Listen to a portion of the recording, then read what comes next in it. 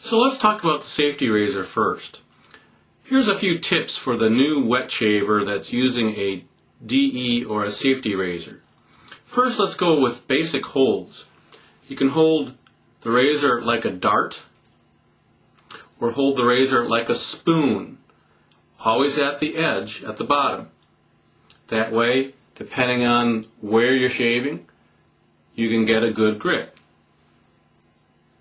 Very controllable. Also, a very common mistake for new users of safety razors is the tendency to bend your wrist as you're shaving, like this. That doesn't work well with a safety razor because it depends on a flat surface and a flat stroke. So, if you're making an arcing motion, you're only catching one little bit. So keep your wrist locked and draw it across the skin. Let's talk about stretching and flattening the skin for a shave. You may have noticed that during this video series there wasn't a whole lot of that going on, mainly because it's a very common mistake for the new shaver to overstretch the skin. Well, maybe not quite that bad, but you get the idea. It also depends on what kind of shaver you're using. If you've got a Mach 3 or other new cartridge razor, you'll probably see these little fins along the leading edge. These actually do the job of stretching or flattening for you to some extent, so you really don't have to do a whole lot of it. When you use a safety razor, the idea is to flatten the skin rather than particularly stretch it, or at least overstretch it. You want to make a flat area to get a nice blade on, sort of like a diamond. You're cutting along the facets of a diamond.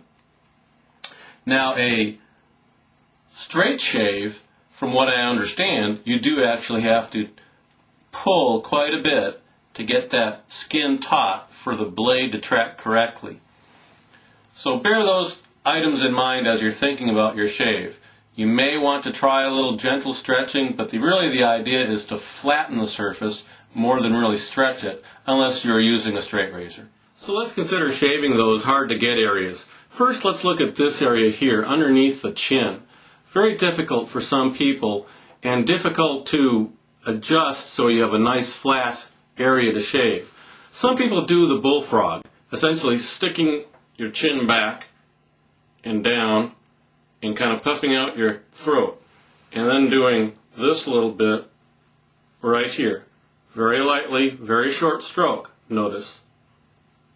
That can quite easily flatten this area to where it's much easier to shave.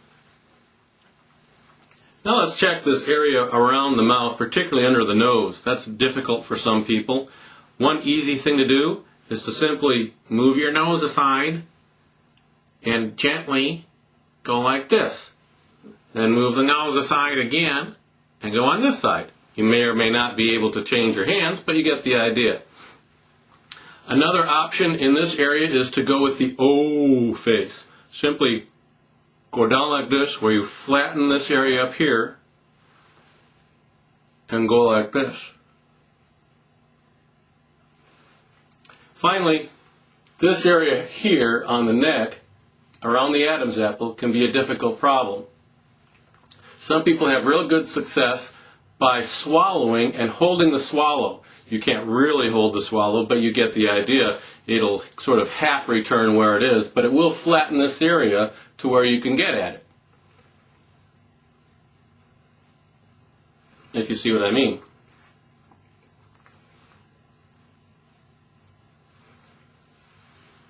Give it a try.